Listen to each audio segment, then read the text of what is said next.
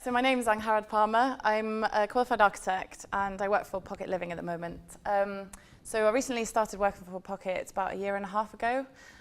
So obviously coming over to the client side, my main role at the moment is to safeguard quality for the clients as a client myself. And so I work with the architectural teams and also contractors, like a busy bee in between all teams, trying to safeguard quality throughout. So my presentation today will talk to you about just a general introduction to Pocket, so just to set the scene, and then Pocket's role in MMC, so modern methods of construction, why it works for us, and then how we think we could use MMC to unlock the housing crisis in London. So we were founded 12 years ago, and then we had a test period of about 8 years. Whilst we tested out various traditional sites, different size sites, then we looked into modular. And then we received funding from the GLA in 2013. This enabled us to increase production of our Pocket homes tenfold in the recent years. In the past 6 months, we've built as many homes as we have completed in 11 years. And we also receive as many applications from first-time buyers per week as we've built, as we build homes per year. So that's a huge amount of people looking for homes. So in the last couple of weeks, we also have been very fortunate to receive investment from Sadiq Khan, Lloyds Bank and the HCA, taking the total up to 150 million. So this investment allows us to use the most innovative solutions to deliver affordable housing at scale and speed. So what do we intend to build using this funding? And what exactly is Pocket, for those of you who don't know? So we are a private developer focused on delivering a unique form of affordable housing to middle-earning Londoners. Our compact one-bedroom homes are sold outright at a 20% discount of the local market to eligible local first-time buyers and stay affordable in perpetuity. The lights are always on in our homes, meaning we do not sell our homes to buy-to-let investors, and we have an annual verification process to ensure our homes are not rented out. So here's a small cheesy video for everyone. Hope it works. There you go. This is London, and these are the city makers. City makers are the people who make our city tick. The nurses, teachers, designers, engineers, and digital whiz kids. They're young, hard-working, and ambitious. As a group, they contribute a huge amount to our city's economy and cultural character. London may be built on the city makers, but it isn't being built for them. The housing crisis is trapping them between social housing and the open market. For average earning Londoners, property prices have risen beyond anything they can afford without a huge deposit. So when the time comes to get their foot on the housing ladder, they're being forced out of the city, saying goodbye to friends, family, and work.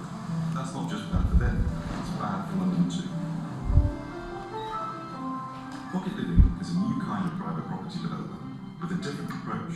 We work with local authorities to build affordable homes in good commuting locations. And our compact homes are only available to local first-time buyers, giving city makers a chance to put down roots and stay close to their friends, family, and work. They're well-designed, well-made, and full of clever features for city living. There's lots of shared space to bring people together and build a strong community. Best of all, Pocket homes are for sale for at least 20% less than the local market. There's no shared ownership and they stay affordable. Pocket homes help city makers stay in their local area and carry on helping to make our city great. Pocket, make the city your home. That's done most of the work for me. So yeah, we have over 35,000 first-time buyers or city makers registered on our website, which indicates the severity of the housing crisis we're all facing in London and why we do what we do. So as the video said, city makers are first-time buyers who live or work locally in London. They're people who believe in a sharing economy. They do not own a car. They choose to cycle and prefer to live in a well-connected location close to work rather than having to commute. I mean, they're not always young. We have people of all ages living in our developments. However, they tend to be quite young due to the fact they haven't yet gotten to the property ladder. But our main mission is to build homes for these people in central locations in order to keep cities diverse, keep young people in the areas they grew up, and retain talent of new people coming into London within the city itself. So onto what we build very quickly. So we build the innovative 38 square metre one-bedroom apartments. They are fully space standard compliant, so they're not your typical micro homes at all. And so we work with a lot of award-winning architects, producing award-winning designs that allow us to offer compact apartments without compromising living experience or quality. So these are some of our interiors to give you an idea of what we're building at the moment, and then some of our exteriors as well. So these are currently some of our developments in Hackney, Wandsworth, which is a modular build. This is in Lambeth, bottom right for you. That's also modular. And then Cowleys Road, which is in Kingston. So other ways we're diversifying our portfolio at the moment is to provide a 2-bed, 2-person pocket home. So the current industry standards only cater for this kind of property designed for 3 adults. So we're looking to build a type of flat for young sharers buying together, single parents, or 2 young couples looking to buy together. So I've demonstrated some ways we're being innovative as a client, which brings me on to our involvement with MMC, so modular methods of construction. So Pocket, as I said, we've been going on for just over a decade, and we've only succeeded in combining many little innovative ideas achieved by using innovative design ideas and challenging standards such as the 2-bed, 2-person flat, but also through identifying importance of MMC and its benefits. So over the past 2 years, we've delivered 3 developments using modular construction, providing over 100 first-time buyer homes. We have a further 3 projects in the pipeline that will be delivered through MMC, providing over 300 homes, which is a lot for us, and also a community centre that will be built using CLT. So we, at the moment, are using the modular volumetric construction, which we are currently building with 1 or 2 contractors, using concrete and a steel structure. Obviously, there's a lot of other possibilities on the market. Most of you probably know, but obviously modular is an off-site based method.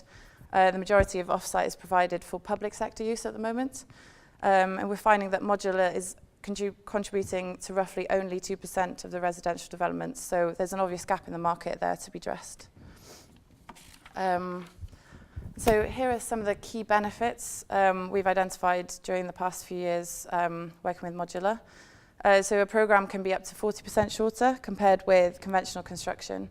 This means quicker delivery of affordable homes and reduced disruption to local residents, which is really important to us. The number of deliveries to site for a modular project is much less, about 60% fewer trucks going to site. And most importantly, better quality finishes within the flats. Significantly fewer defects reported by residents due to quality control in the factory. However, we have identified some challenges for modular construction as well. So senior lenders are still cautious of the sector. NHBC still refuse to acknowledge modular, and also cash flows are different to conventional construction, which is a challenge for SMEs such as Pocket. So this clearly shows that an intervention is necessary, and we need to address these challenges. So I'll come back to this at the end. So this is one of our current modular sites. It's Mapleton Crescent, which is in Wandsworth, which is at 27 stories, will be one of the tallest modular residential buildings in Europe, seen here in this video. So this project has proven to be 40% quicker than a traditional build comparison. The modules take approximately 10 weeks to produce in the factory and 7 weeks to install over 200 modules, which equate to 89 flats plus ancillary spaces. So we've identified modular construction as a tool to seriously attempt to tackle London's housing crisis and provide thousands of new homes far quicker than using conventional construction methods, but also at the same time retaining quality. So we partly adopted modular construction because it reduced disruption to existing residents, and we care about working with existing communities as well as design performance and economic benefits. That was quick. So, is this going to work? Yeah. So why modular works for us? So Pocket have a standardized product that makes the most of the space available on each site. The standardization also makes us an attractive offer to contractors looking for effective scale and efficiency. As for performance, we can achieve a higher level of energy efficiency as modules are tested in a factory environment and can be monitored easily. Gaining financial backing mentioned earlier in the presentation enables us to provide front-ended cash to the modular contractor, which is rare for a small company to be able to do. So the conclusion. So where do we go from here? Well, we believe increased housing supply needs innovation. The government has pledged to deliver 1 million homes over the next 4 years. I'm not sure whether that's still the right fact, but anyway. It's challenging for large house builders to practically develop more than 150,000 homes per year. Housing associations, as mentioned earlier, have seldom built more than 30,000 per year. And so we believe SMEs are an important role in filling this gap. So if the key is to encourage SMEs and unlock smaller sites in order to support MMC, what do we need to do to make this happen? So I think we need to do more in the industry, and the policymakers need to do more about mitigating certain obstacles faced by SMEs, such as being unable to support an increased risk profile, not having guaranteed pipeline to attract off-site manufacturers, and also the front-ended cash flow is a further obstacle which affects uptake. So relieving these obstacles will enable a higher quantity of smaller developers to build more homes with MMC. And so we think that third-party lenders need to be more flexible. Companies such as these ones on the screen, warranty providers, mortgage lenders, etc. We need to break traditional models of supply and provide more affordable housing solutions for London in order to provide more affordable housing solutions. As mentioned earlier many times, we need to challenge the prefab misconceptions. Modular construction has to be seen as a pro, not as a con for buyers. As mentioned earlier, again, the media is still very poor in reporting the positives of MMC, and we think we definitely need to celebrate it. And we also think that designers need to be more creative with the constraints and not shy away from the challenges. And also the same goes for clients, which is what we're trying to address. Finally, we think that we need to build in incentives to use MMC at planning stages. So Nikki Gavron wrote the paper discussed earlier for the GLA, recognising this issue and stating that GLA should proactively support MMC, and we definitely support Nikki's view. Everyone in the housing supply chain has to want to innovate, and there should be strategies in place to explore and encourage this. And we think we should reward innovation both in public and private sectors. And so we think that by improving these 4 key issues, we can unlock the potential of MMC and help alleviate the housing crisis. So just quickly to conclude, so we think it is obviously really hard, and we're all aware of it, and it's not really getting easier, but we have a lot of reasons to be optimistic. So the introduction of mechanisms to sell public land at less than best consideration for housing, greater focus on encouraging SMEs into the residential delivery, the MPPF revision to give greater support for sites delivering affordable homes for local people, Nikki Gavron's paper supporting MMC, and also Sadiq's pledge for affordable housing and support for modular, to mention a few. So, just to finish off, we believe having an integrated approach to housing, planning and inward investment really does achieve results and will help promote the use of prefab for future developments. Wonderful. Thank you. There goes whistle stop tour. Excellent. Well done. Thank you. So, who's got the first question for Angharad? So, where's the microphone there? So this lady here, I think it was one of the... Who else had a question, just so we know? Susan May, Head of Design and Quality at Claring Housing Group. Hello. We've been watching the progress of living and MMC generally, and sort of waiting to see when would be the right opportunity to step into this area. Yeah. But as an affordable housing provider, there are particular barriers which have to be overcome. And sort of looking from our perspective, we see the industry very much focusing on niche tenures, and obviously you're illustrating, single-person households, sharing couples, etc. So I just wondered if you have a perspective from where you're sitting in terms of the future to what can overcome that kind of mixed tenure developments that we were talking about are actually needed in terms of the long-term community building requirements. Yeah, of course. I Generally. think. And just one other thing, if I can slip it to the price of one. Is another big barrier is the long-term durability and 100-year plus life and ongoing management, maintenance, use of standardised components, so that firms coming in to either refurbish, rebuild, adapt, or maintain modules, etc., will be able to easily do so.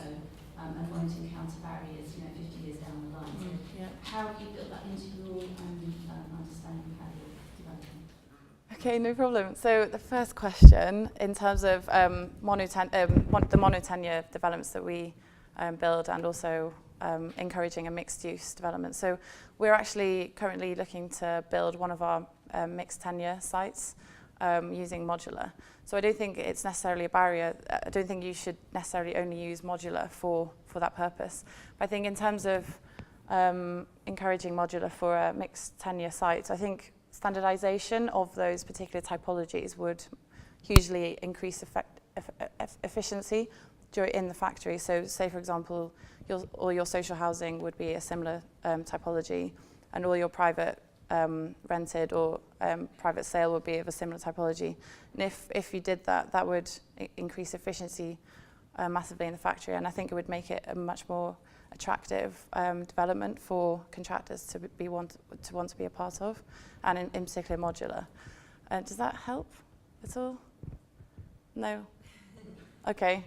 And then, did you have another question in terms of that, if it hasn't answered the question? Or? Sorry, I didn't fully understand what you're saying. Are you saying that you have the same typology, no matter if it's private, social housing, shared ownership, you'd have exactly the same footprint? No, just instead of having, say, for example, 3 different, or 16 different for sale, private sale flats, I would encourage perhaps minimizing this to 3, and in that way, having to minimize the different types of flats the modular contractors would have to build. I think they'd be able to build for you much quicker and much more effectively. Does that make sense? Yeah, okay. And then the second question was, can you remind me? Sorry. Just about 100-year life. Oh, of course. Yeah, so obviously at the moment all of our product is for sale, and it's kept for sale in perpetuity, so it's always sold on to first-time buyers of the same eligibility. But we're also in the future looking into PRS and also managing the buildings ourselves. So we've been looking at BIM a lot more, so digital creation of our buildings, in order to be able to track and maintain different components within our buildings easily. So I don't know whether you know much about BIM, but BIM enables you to build in specifications into different components that you can track. So for example, if we were to maintain a building, and it was created in BIM, if a pipe needed to be changed in 30 years' time, we'd receive a notification telling us, you need to go and check where this pipe is and replace it, essentially. So I think moving alongside modular, we're also looking into moving into the digital world, and then that's helping us look into the future with maintaining our buildings as well. Just going back to the theme of today around Build4Quality. Yeah. What mechanisms do you have in place post-occupation to manage quality?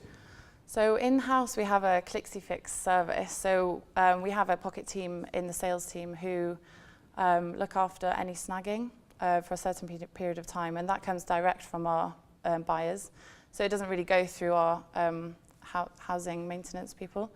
And so we're looking to also link that into the digital world. So, for example, our customer service team member in Pocket can take his iPad to site and be able to kind of scan through the building and see a skeleton of what's behind. And so if there's an issue with defects in a flat, he can scan a wall and detect where there might be a water leakage, and be able to get send a screenshot to the contractor and get that issue rectified even quicker. Excellent, thank you. Yeah. What I'd like to do, sir, if you don't mind, are you going to be around to go on the tour? Yeah, I'll be here. Yeah. You can ask your questions, Okay, that's fine. I hope you don't mind, but I do want to make sure that we finish the time. So thank you very much for that. No problem.